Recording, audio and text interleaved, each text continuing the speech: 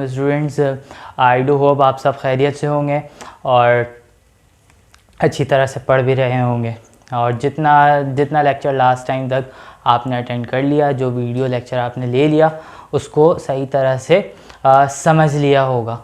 आज जो है हम लेक्चर नंबर 5 में पढ़ने जा रहे हैं factors affecting enzyme activity. Last time तक हमने एंजाइम की कैरेक्टरिस्टिक्स को पढ़ा, एंजाइम की क्लासिफिकेशन पढ़ी, एंजाइम के मोड ऑफ एक्शन को पढ़ा। आज हम देखेंगे कौन कौन से ऐसे फैक्टर्स होते हैं, कौन कौन सी ऐसी चीज़ें होती हैं जो एंजाइम की एक्टिविटी के ऊपर इफ़ेक्ट रखती होती हैं, एंजाइम की एक्टिविटी के ऊपर अपना इम्पैक्ट रखती हैं। सही है बच्चों? तो उन फैक्टर्स को आज हम यहाँ पे पढ़ने वाले हैं। अच्छा, तो स्टार्ट करते हैं हम। सबसे पहला जो फैक्टर है हमारा वो है concentration of substrate. Concentration of substrate का मतलब क्या है बच्चों? देखो, हमने कैरेक्टरिस्टिक्स में पढ़ा था कि एक एंजाइम जो होता है वो सबस्ट्रेट के साथ एक्ट करता है, सबस्ट्रेट के साथ रिएक्ट करता है। अब ये किस चीज़ के ऊपर डिपेंड करता है? ये डिपेंड करता है कंसंट्रेशन ऑफ सबस्ट्रेट के ऊपर। सबस्ट्रेट का मतलब है जो रिएक्ट कर रहा होता है वो सबस्ट्रेट है एंजाइम का, सही है। और फिर एंजाइम ने क्या करना है? उस सबस्ट्रेट को प्रोडक्ट में कन्वर्ट करना है। अच्छा, अब बच्चों अब ज़रा समझना है इस बात को। कंसंट्रेशन ऑफ सबस्ट्रेट का मतलब क्या है, कैसे इम्पैक्ट डालता है एंजाइम की एक्टिविटी पे। हमने लास्ट टाइम पढ़ा था कि एंजाइम सबस्ट्रेट की क्वांटिटी एंजाइम से हमेशा ज़्यादा होती है। जितने ज़्यादा एंजाइम की कैपेसिटी होती है उस कैपेसिटी तक वो रिएक्ट कर रहा होता है। तो हमेशा ये होता है कि सबस्ट्रेट जो होता है ना वो ज़्यादा क्वांटिटी में होता है, एंजाइम की क्वांटिटी कम होती है, सही है। तो एक रेट जो होता है ना एंजाइम का, एंजाइम की जो एक्टिविटी के जो रेट होता है, एंजाइम जो परफॉर्म कर रहा होता है अपना फंक्शन, वो डिपेंड करता है कंसंट्रेशन कितनी। ज़्यादा कंसंट्रेशन है एंजाइम की एक्टिविटी भी इंक्रीज़ कर जाएगी, क्योंकि काम ज़्यादा होगा, एंजाइम ज़्यादा फंक्शन परफॉर्म करेगा। लेकिन बच्चों होगा क्या, इसकी एक लिमिट है, एक सर्टेन लिमिट तक एंजाइम की एक्टिविटी इंक्रीज़ करती है कंसंट्रेशन के साथ। क्या होगा क्या, नॉर्मली एंजाइम है, सबस्ट्रेट है, एंजाइम सबस्ट्रेट को प्रोडक्ट में कन्वर्ट कर रहा है, सबस्ट्रेट की कंसंट्रेशन बढ़ती जा रही है, एंजाइम की एक्टिविटी भी बढ़ती जा रही है। लेकिन जब बहुत ज़्यादा कंसंट्रेशन बढ़ जाती है तो एंजाइम की एक्टिविटी उस वक्त नहीं बढ़ती, इसकी एक लिमिट है। सबस्ट्रेट की कंसंट्रेशन डायरेक्टली प्रोपोर्शनल है किसके? एंजाइम की एक्टिविटी के, लेकिन इन अ सर्टेन लिमिट। अगर वो लिमिट एक्सीड कर जाएगी, एंजाइम जो है सबस्ट्रेट के साथ सैचुरेट कर जाएगा, सही है, और मज़ीद रिएक्शन नहीं करेगा, एंजाइम की सैचुरेशन हो जाएगी। समझ में आ रही है बच्चों? अच्छा, अब होगा क्या, इसके दो रीज़न है। पहला रीज़न ये है कि higher quantity of substrate than required. अब फॉर एग्जांपल एक एंजाइम है वो 10 सबस्ट्रेट को रिएक्ट कर सकता है, 10 सबस्ट्रेट के साथ रिएक्शन करवा सकता है। अब फॉर एग्जांपल अगर 20 सबस्ट्रेट आ गए तो वो एक अकेला एंजाइम 20 सबस्ट्रेट के साथ रिएक्ट कैसे करेगा, सही है। तो जितनी लिमिट होती है, जितनी उसकी कैपेबिलिटी होती है उससे एक्सीड कर जाता है लिमिट। समझ में आ रही बात? दूसरा रीज़न ये होता है कि देखो ज़्यादा सबस्ट्रेट है, एंजाइम की एक्टिविटी ज़्यादा है, प्रोडक्ट भी ज़्यादा बनेंगे।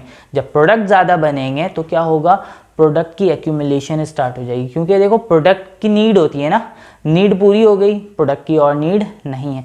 लेकिन सबस्ट्रेट ज़्यादा थे तो प्रोडक्ट भी ज़्यादा थे, तो प्रोडक्ट आहिस्ता आहिस्ता जमा होना शुरू हो जाएंगे, एक्यूमुलेशन हो जाएगी, जो क्या करेंगे, एंजाइम की एक्टिविटी को खुद ही रिड्यूस कर देंगे। कैसे रिड्यूस करते हैं हम अभी आगे समझेंगे, लेकिन ये चीज़ें होती हैं। तो basically concentration of substrate has direct impact on enzymes activity but in a certain limit. अच्छा, अब बच्चों जो दूसरा हमारे पास फैक्टर है दैट इज़ टेम्परेचर, सही है। एंजाइम जो होता है टेम्परेचर सेंसिटिव होता है, टेम्परेचर के ऊपर एक सर्टेन टेम्परेचर, एक सिलेक्टिव टेम्परेचर के ऊपर रिएक्ट कर रहा होता है। तो बेसिकली एक ग्राफ दिखाया गया है जो कि रेट ऑफ रिएक्शन है और ये टेम्परेचर है। एक्स एक्सिस पे टेम्परेचर दिखाया गया है और वाई एक्सिस पे क्या दिखाया गया है, आपका रेट ऑफ रिएक्शन। तो हो क्या रहा है, देखो बच्चों, जैसे जैसे टेम्परेचर इंक्रीज़ कर रहा है, यानी ज़ीरो टेम्परेचर पे एंजाइम की एक्टिविटी भी बिल्कुल ज़ीरो होती है। टेम्परेचर इंक्रीज़ करता है, आहिस्ता आहिस्ता एंजाइम की एक्टिविटी बढ़ती जाती है। एक वक्त आता है एंजाइम की एक्टिविटी बिल्कुल मैक्सिमम हो जाती है, सही है। तो जब एंजाइम की एक्टिविटी बिल्कुल मैक्सिमम होती है उस टेम्परेचर को हम कहते हैं optimum temperature. The temperature at which enzyme do its maximum activity is called optimum temperature. सही, ह्यूमन बॉडी में ह्यूमन बॉडी का temperature optimum temperature that is 37 degree Celsius. सही है, 98 फ़ारेनहाइट। अच्छा, तो ये होता है, लेकिन अब आहिस्ता आहिस्ता टेम्परेचर और बढ़ रहा है, तो देखो एंजाइम की एक्टिविटी दोबारा से रिड्यूस होना शुरू हो गई। तो एंजाइम टेम्परेचर सेंसिटिव होता है। एक टेम्परेचर होता है जिसमें उसकी एक्टिविटी मैक्सिमम होती है, फिर उससे टेम्परेचर वेरिएट करता है, बढ़ता है या कम होता है, एंजाइम की एक्टिविटी में इफेक्ट आना शुरू हो जाता है। अब एक और बात, जब एंजाइम की जब टेम्परेचर लो है, एंजाइम एक्ट नहीं कर रहा, टेम्परेचर बढ़ा रहे हैं, एंजाइम की एक्टिविटी स्टार्ट हो जा रही है। लेकिन अगर टेम्परेचर बहुत ज़्यादा एक्सीड कर जाएगा, एंजाइम डीनेचर हो जाएगा, एंजाइम ख़त्म। फिर उसके बाद टेम्परेचर कम होने पे भी एंजाइम अपनी एक्टिविटी परफॉर्म नहीं करेगा। सही है। अच्छा, कुछ एंजाइम ऐसे होते हैं जिनको हम कहते हैं थर्मोफाइल। अच्छा, ये वाले जो एंजाइम हमने पढ़े ये होते हैं थर्मोलिबाइल, यानी टेम्परेचर एक्सीडिंग टेम्परेचर को बर्दाश्त नहीं कर पाते, यानी हाई टेम्परेचर पर डीजेनरेट हो जाएंगे। कुछ टेम्परेचर ऐसे होते हैं जिसको हम कहते हैं थर्मोफाइल। कुछ एंजाइम ऐसे होते हैं जिनको हम कहते हैं थर्मोफाइल, यानी टेम्परेचर लविंग। टेम्परेचर लविंग होते हैं ये, हीट लविंग होते हैं। कुछ बैक्टीरिया में होते हैं ये एंजाइम, जो कि 100 के करीब के टेम्परेचर को 80 70 के टेम्परेचर को बर्दाश्त कर लेते हैं, उस पर उनकी एक्टिविटी बिल्कुल मैक्सिमम होती है। 40 से उनकी एक्टिविटी स्टार्ट होती है, 40 पे मिनिमम एक्टिविटी होती है। जैसे जैसे टेम्परेचर बढ़ता रहता है उनकी एक्टिविटी भी इंक्रीज़ होती जाती है। फॉर एग्जांपल आर्शियोबैक्टीरिया है, वो बैक्टीरिया है जिनमें जो कि 120 डिग्री के टेम्परेचर को भी बर्दाश्त कर लेते थे। सही है, तो उनमें ये एंजाइम्स प्रेजेंट होते हैं। सही है बच्चों। अच्छा, तीसरा फैक्टर है हमारे पास इफेक्ट ऑफ पीएच। पीएच का इफेक्ट होता है, पीएच का डायरेक्ट इम्पैक्ट होता है हमारे एंजाइम्स के ऊपर। एंजाइम पीएच सेंसिटिव होता है, बहुत ज़्यादा सेंसिटिविटी होती है एंजाइम के पीएच के ऊपर, क्योंकि एक सर्टेन पीएच पे ही एंजाइम एक्ट कर रहा होता है। फॉर एग्जांपल हमारे पास पेप्सिन है जो कि प्रोटीन की डाइजेशन करता है, प्रोटीन को पेप्टाइड्स में कन्वर्ट करता है। वो कब एक्ट करेगा? जब पीएच होगा 1.2 का, हमारे स्टमक में मौजूद होता है। स्टमक में होता है हमारा पीएच 1.2, जो कि बहुत ज़्यादा एसिडिक पीएच है। सही है बच्चों। अमाइलेज अल्कलाइन पीएच पे एक्ट करता है या न्यूट्रल पीएच पे एक्ट 7.5 से 8 तक के पीएच पे एक्ट करता है, हमारे स्लाइवा पे प्रेजेंट होता है। इसका काम ये होता है कि ये स्टार्च को, जो कि एक लॉन्ग चेन ऑफ ग्लूकोज है, उसको माल्टोज में कन्वर्ट करता है। सही है। तो बॉडी के डिफरेंट रीजन में डिफरेंट पीएच होता है और डिफरेंट एंजाइम होते हैं जो उस सर्टेन पीएच के ऊपर एक्ट कर रहे होते हैं। पीएच की वेरिएबल में कोई एंजाइम बर्दाश्त नहीं कर पाता, एंजाइम एक सर्टेन पीएच के ऊपर ही एक्ट कर रहा होता है। कुछ एसिडिक एंजाइम है तो वो एसिडिक पीएच के ऊपर एक्ट करेंगे, कुछ बेसिक एंजाइम है तो वो बेसिक पीएच के ऊपर यानी अल्कलाइन पीएच के ऊपर एक्ट करेंगे। आई डू होप आपको ये पता होगा एसिडिक पीएच क्या होता है और बेसिक पीएच क्या होता है। तो बेसिकली जो न्यूट्रल वैल्यू है पीएच की वो है 7 से नीचे आएंगे 7, 6, 5, 4, 3, 2, 1, ये एसिडिक पीएच है। 7 से ऊपर जाएंगे, लेकिन कितना ऊपर? 14 तक। सही है। 7, 8, 9, 10, 11, 12, 13, 14, ये बेसिक पीएच यानी अल्कलाइन पीएच है। सही है। ये बातें तो पहले से भी पता होंगी आप लोगों को। अच्छा, तो ये बात हमने, ये 3 फैक्टर्स हमने यहाँ पर डिस्कस कर लिए। आगे बढ़ते हैं। Coenzyme, activators and inhibitors. Coenzymes क्या होते हैं? कोएंजाइम हमने क्लासिफिकेशन में भी पढ़ी थी। अगर एंजाइम, हमने पढ़ा था कि अगर एंजाइम पूरा का पूरा प्रोटीन से बना है तो हम उसको कहते हैं प्रोटियोएंजाइम। लेकिन अगर एंजाइम में प्रोटीन के अलावा कोई दूसरे सब्सटेंस भी एडेड हैं, सही है, अब वो कौन से सब्सटेंस हो सकते हैं वो अभी डिस्कस नहीं करें, हम उनको कहते हैं हॉलो एंजाइम। और अगर उस हॉलो एंजाइम का जो प्रोटीन पार्ट होता है वो क्या कहलाता है? Apoenzyme. बार बार रिपीट इसलिए कर रहे हैं ताकि पिछला लेक्चर शायद आपको ये जहन में ना हो, अभी सुन के आपको याद हो जाए, ताकि आपको मेमोराइज, आपकी मेमोरी में ये बात बैठ जाए। अच्छा, तो अगर कभी उस हॉलो एंजाइम का जो प्रोटीन पार्ट होता है वो कहलाता है एपो एंजाइम, और उसका जो नॉन प्रोटीन पार्ट होता है हम उसको कहते हैं प्रोस्थेटिक ग्रुप। क्या कहते हैं? Prosthetic group. अगर वो प्रोस्थेटिक ग्रुप कोई ऑर्गेनिक आयन है, कोई ऑर्गेनिक सब्सटेंस है, तो वो कहलाता है कोएंजाइम। सही है। इसमें हमारे पास कोएंजाइम ए है, NAD है, FAD है, वाइटामिन्स होते हैं, सम टाइम ऐसा होता है कि अगर कोएंजाइम नहीं है, एंजाइम एक्ट नहीं करता, एंजाइम की एक्टिविटी कम हो जाती है। इसके अलावा बहुत सारे हमारी बॉडी में डिफरेंट टाइप के कोएंजाइम्स हमारी बॉडी में एक्ट कर रहे होते हैं। अगर कोएंजाइम नहीं है, हमारी बॉडी की एक्टिविटी भी, एंजाइम की एक्टिविटी भी रिड्यूस हो जाती है या इवन के होती ही नहीं है। सही है, तो कोएंजाइम का होना बहुत ज़्यादा ज़रूरी है।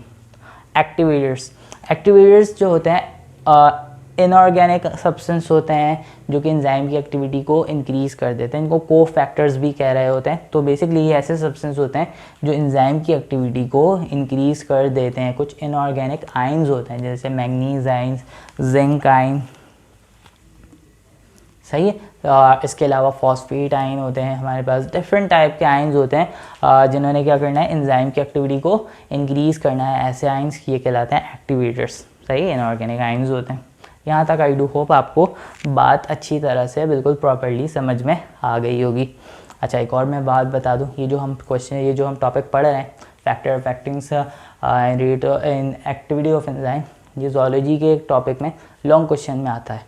सही है, आ चुका है लॉन्ग क्वेश्चन में। इससे शॉर्ट क्वेश्चन भी बन जाते हैं, ऐसे लॉन्ग क्वेश्चन भी बन जाते हैं, ऐसे रीजनिंग क्वेश्चंस भी बन जाते हैं।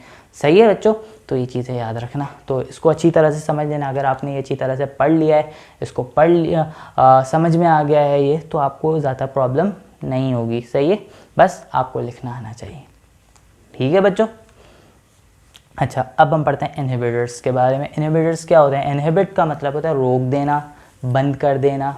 तो बेसिकली ऐसे आयंस, ऐसे सब्सटेंस, कोई एटम, कोई भी ग्रुप ऑफ एटम, कोई भी सब्सटेंस है जो एंजाइम की एक्टिविटी को रिड्यूस कर रहा है, इनहिबिट कर रहा है, वो कहलाते हैं इनहिबिटर्स। सही है, वो कहलाते हैं इनहिबिटर्स। समटाइम इनहिबिटर फ़ायदेमंद होते हैं, समटाइम इनहिबिटर कोई प्रॉब्लम क्रिएट कर देते हैं। सही है। दो तरह के इनहिबिटर्स होते हैं हमारे पास, competitive inhibitors, non competitive inhibitors.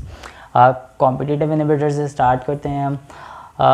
Competitive inhibitors क्या है? बेसिकली हमने क्या पढ़ा था last time mode of action में कि एंजाइम का जो एक्टिव साइट होता है उसकी एक स्पेसिफिक शेप होती है। उस स्पेसिफिक शेप से जो सबस्ट्रेट मैच करता है वही आकर अटैच होता है।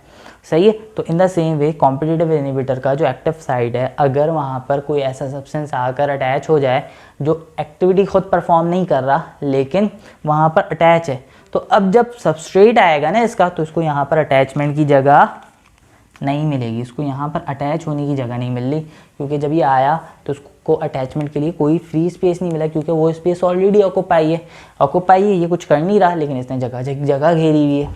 तो जब जगह घेरी हुई है तो सबस्ट्रेट यहाँ पर एक्ट नहीं कर पा रहा, तो ये इनहिबिशन हो गई। क्या हो गई? एंजाइम की एक्टिविटी रिड्यूस हो गई। एंजाइम की एक्टिविटी क्या थी कि वो इस सबस्ट्रेट को क्या करता, प्रोडक्ट में कन्वर्ट करता। लेकिन क्या हुआ, अब यहाँ पे ऑलरेडी एक मॉलिक्यूल मौजूद है। ये मॉलिक्यूल क्या कर रहा है? इस मॉलिक्यूल ने क्या किया, इस मॉलिक्यूल ने प्रोडक्ट रिएक्टर सबस्ट्रेट को अटैच ही नहीं होने दिया। जब सबस्ट्रेट अटैच ही नहीं होगा तो वो प्रोडक्ट में कैसे कन्वर्ट होगा? सही है। तो ये कहलाता है कॉम्पिटिटिव इनहिबिटर। जिसने कम्पीट किया ना, मुकाबला है, जो अगर अटैच हो जाएगा तो वो वहीं पर रह जाएगा। तो इनहिबिटर अटैच हो गया तो एंजाइम के साथ अटैच है, वो सबस्ट्रेट को अटैच होने नहीं देगा। Second one is non competitive inhibitors. Non competitive inhibitors क्या होते हैं? एंजाइम की एक दूसरी इनएक्टिव साइट भी होती है, जहाँ पे जो ग्रूव होता है ना, बेसिकली एंजाइम में ग्रूव है, गढ़ा है, तो वहाँ पे एक और स्पेस होता है जिसको हम कहते हैं एलोस्टेरिक साइट। क्या कहते हैं? एलोस्टेरिक साइट कह रहे होते हैं। अब यहाँ पर सबस्ट्रेट आके अटैच नहीं करता, सबस्ट्रेट आके कभी भी अटैच नहीं करता। सबस्ट्रेट ने क्या करना है? सबस्ट्रेट आके अटैच नहीं करेगा, बल्कि कोई दूसरा सब्सटेंस आकर यहाँ पर अटैच कर जाएगा। तो होगा ये कि अगर कोई सब्सटेंस एलोस्टेरिक साइड पे आके अटैच हो जाएगा, तो जैसी एलोस्टेरिक साइड पे अटैचमेंट होगी तो एंजाइम का जो एक्टिव साइड है उसकी शेप ख़राब हो जाएगी। जब उसकी शेप ख़राब हो गई तो देखो, ये जो सबस्ट्रेट था यहाँ पर आकर अटैच होना था, तो इसकी तो शेप ही ख़राब है, इसको तो जगह ही नहीं मिल रही। जब इसको जगह नहीं मिलेगी तो ये अटैच कैसे होगा? तो ये भी इनहिबिशन होगा। लेकिन ये कॉम्पिटिटिव नहीं है, क्योंकि सबसे जो इनहिबिटर था उसको उससे कोई गर्ज नहीं है कि वो एक्टिव साइड पे कोई है या नहीं है। उसको गर्ज था एलोस्टेरिक साइड पे जाकर अटैच होने के। तो वो जाकर एलोस्टेरिक साइड पे अटैच हो गया, वहाँ पर अटैच हो गया, शेप ख़राब हो गई, शेप चेंज हो गई, तो जो सबस्ट्रेट था उसको जगह ही नहीं मिली। वो कहाँ पर आकर जगह तो मिली, लेकिन उसको रास्ता ही नहीं मिला। भाई कैसे अटैच हो? क्योंकि उसकी शेप इसकी शेप से अब तो मैच ही नहीं कर रही है, क्योंकि शेप चेंज हो गई है। ये हमने कहाँ पढ़ा था? ये हमने पढ़ा था इंड्यूस फिट मॉडल में। कोई भी चीज़ अटैच होती है, शेप में चेंज आना शुरू हो जाता है। समझ में आ रही है बात? तो ये नॉन कॉम्पिटिटिव इनहिबिटर है। अच्छा, अब इसका फ़ायदा क्या होता है? आई डू होप यहाँ तक बात समझ में आ गई होगी। अच्छा, इसके अलावा हमारे पास कुछ वाटर का इफ़ेक्ट होता है। सम टाइम होता है ये है कि इन्फ्लुएंस कर देता है वाटर का इफ़ेक्ट, कोई बॉन्डिंग हो, कोई सैचुरेशन हो, इन सारी चीज़ों में इफ़ेक्ट करता है, लेकिन कोई डायरेक्ट इस तरह से कोई इफ़ेक्ट वाटर का एंजाइम की एक्टिविटी के ऊपर नहीं होता। इसके अलावा जो है रेडिएशन का इफ़ेक्ट हो सकता है, रेडिएशन के ज़रिए से एंजाइम डिस्ट्रॉय हो सकता है, एंजाइम की डिस्ट्रक्शन हो सकती है। समझ में आ रही है बात? तो ये चीज़ें एंजाइम की एक्टिविटी के ऊपर इम्पैक्ट डाल रही होती हैं। अच्छा, अब एक और चीज़ हमने पढ़ना है, last thing is that is feedback inhibition.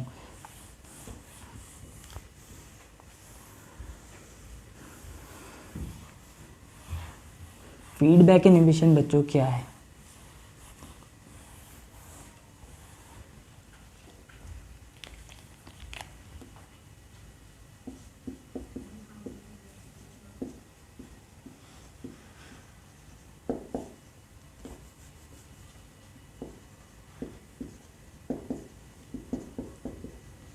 अच्छा, अब इस चीज़ को ज़रा समझना। देखो हो क्या रहा है, हो ये रहा है कि क्या है, रिएक्टेंट है जिसको हम क्या कहते हैं, सबस्ट्रेट कहते हैं। सही है, ये एंजाइम के साथ अटैच होगा। एंजाइम ने क्या करना है, इसको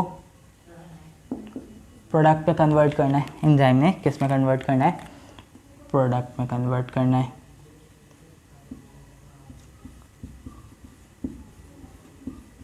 सही है बच्चों, यहाँ तक बात समझ आ रही है? अच्छा, अब एक बात, जब रिएक्टेंट की तादाद बहुत ज़्यादा होती है, हमने यहाँ पे भी पढ़ा कि जब सबस्ट्रेट की तादाद ज़्यादा हो जाती है तो वो एंजाइम को खुद ही इनहिबिट कर देता है। तो बच्चों होगा क्या, कैसे इनहिबिट करता है? फीडबैक इनहिबिशन के ज़रिए। फीडबैक का मतलब है किसी एक्शन हो जाए, उसका जो रिस्पॉन्स आता है हम उसको फीडबैक कहते हैं। तो अगर रिस्पॉन्स में इनहिबिशन आ जाए, फॉर एग्जाम्पल देखो एक्शन है, कोई भी बॉडी में कोई चेंज आ रहा है, कोई भी एक्शन हो रहा है, अब उस एक्शन का कोई रिस्पॉन्स है, मैं आपको पढ़ा रहा हूँ ये एक्शन है, आप रिस्पॉन्स क्या दे रहे हो, पॉजिटिव नेगेटिव जैसा भी रिस्पॉन्स दे रहे हो, ये आपका फीडबैक है। सही है? तो होगा क्या, बॉडी में कोई भी जब एंजाइम रिएक्ट करेगा ना, एंजाइम ने क्या किया, रिएक्टेंट को प्रोडक्ट में कन्वर्ट कर दिया। ये एक्शन ऑफ एंजाइम है। अब ये प्रोडक्ट क्या करता है, इस प्रोडक्ट ने एंजाइम की एक्टिविटी को रिड्यूस कर दिया, एंजाइम की एक्टिविटी को इनहिबिट कर दिया।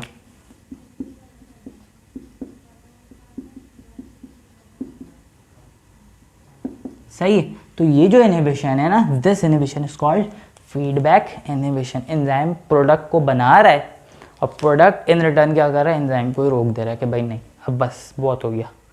सही है? समझ में आ रही बात? तो ये कहलाता है फीडबैक इनहिबिशन। ये कब होता है? ये कब उस वक्त होता है जब फॉर एग्जांपल जब रिक्वायरमेंट पूरी हो जाती है। होता ये है कि देखो हो क्या है, रिएक्टेंट प्रोडक्ट में कन्वर्ट हो रहा है, इस चीज़ को अभी भूल जाओ, इस चीज़ को अभी भूल जाओ। रिएक्टेंट प्रोडक्ट में कन्वर्ट हो रहा है, प्रोडक्ट यूज़ हो रहा है, प्रोडक्ट क्या हो रहा है, यूटिलाइज हो रहा है। सही? तो इसका मतलब है प्रोडक्ट की नीड है यहाँ पे। सही? जब प्रोडक्ट की नीड पूरी हो जाती है तो क्या होता है, तो ये प्रोडक्ट यूज़ होना बंद हो जाता है। सही है? प्रोडक्ट का काम ख़त्म हो गया और प्रोडक्ट एक्सेप्ट नहीं होता, तो प्रोडक्ट यहाँ पे जमा होने लग जाएगा। जब प्रोडक्ट यहाँ पे जमा होने लग जाएगा तो वो प्रोडक्ट क्या करेगा, एंजाइम के साथ जाकर ही बाइंड कर जाएगा। जब एंजाइम के साथ जाकर बाइंड कर देगा तो एंजाइम की एक्टिविटी को इनहिबिट कर देगा। समझ आ रही है बस? एंजाइम के साथ बाइंड कर जाएगा, एंजाइम की एक्टिविटी इनहिबिट हो जाएगी, तो उसको कहते हैं फीडबैक इनहिबिशन। सही है? इसकी मैं एक एग्जाम्पल देता हूँ। फॉर एग्जाम्पल हमारे पास हमारी बॉडी में एक रिएक्शन होता है जिस पे एक सब्सटेंस है, इसकी अमाइनो एसिड है बेसिकली थ्रेओनीन। थ्रेओनीन कन्वर्ट होता है किसमें, आइसोल्यूसिन में। इसको भी यहाँ पर रिमूव कर देता हूँ। थ्रेओनीन कन्वर्ट किसमें हो रहा है,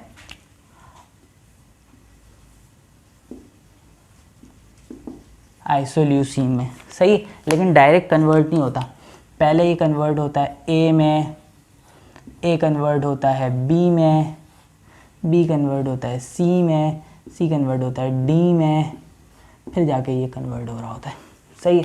तो एक थ्रेओनीन को जो ए में कन्वर्ट कर रहा है वो है एंजाइम ए, बी में कन्वर्ट, ए को जो बी में कन्वर्ट कर रहा है वो एंजाइम बी है, बी को जो सी में कन्वर्ट कर रहा है वो एंजाइम सी है, सी को जो डी में कन्वर्ट कर रहा है वो एंजाइम डी है। तो बेसिकली हो क्या रहा है, जब आइसोल्यूसिन बन रहा है, थ्रेओनीन कन्वर्ट हो रहा है आइसोल्यूसिन में, तो होगा क्या, आइसोल्यूसिन की जब नीड पूरी हो जाएगी ना, आइसोल्यूसिन आएगा इस एंजाइम को आके, एंजाइम ए को आके ब्लॉक कर देगा, एंजाइम ए को ब्लॉक कर देगा। अब एंजाइम ए थ्रेओनीन को ए में कन्वर्ट नहीं करेगा, जब इसको कन्वर्ट नहीं करेगा तो क्या होगा, ये पाथवे यहीं पे रुक जाएगा, ए से बी नहीं बनेगा, बी से सी नहीं बनेगा, सी से डी नहीं बनेगा, तो आइसोल्यूसिन की प्रोडक्शन बंद हो जाएगी। समझ में आ रही है बात? तो ये था फीडबैक इनहिबिशन, सही है। तो इसी तरह से बैक्टीरिया के जो हम एंटीबायोटिक्स दे रहे होते हैं, ये सारी चीज़ें जो दे रहे होते हैं, तो उसमें यही होता है कि सेल वॉल जो होता है, सेल वॉल की सिंथेसिस रुक जाती है, ये सारी चीज़ें होती हैं। अच्छा, अब जो है, अब अगर कोई चैप्टर से रिलेटेड कोई डाउट हो, कोई प्रॉब्लम हो, तो आप वो हमसे पूछ सकते हो। तो इंशाल्लाह यहाँ तक हमारा जो चैप्टर था वो एंड हो गया, एंजाइम वाला टॉपिक जो है वो एंड हो गया। अब इंशाल्लाह नेक्स्ट क्लास में नेक्स्ट टॉपिक स्टार्ट करेंगे, सही है। तो यहाँ पर अब आपने करना ये है कि एंजाइम को एक बार पढ़ लेना है, बुक से एक बार पढ़ लेना है, बुक की चीज़ें ही आपको पूरी पढ़ाई गई हैं, तो आपने एक बार पढ़ लेना है, लेक्चर को रिव्यू करना है अच्छी तरह से, बुक को पढ़ लेना है, सही है। तो प्रॉपरली इसको स्टडी कर लेना। अब इंशाल्लाह नेक्स्ट वीडियो में, नेक्स्ट लेक्चर में, नेक्स्ट टॉपिक के साथ मुलाकात होगी। जब तक के लिए अल्लाह हाफ़िज़।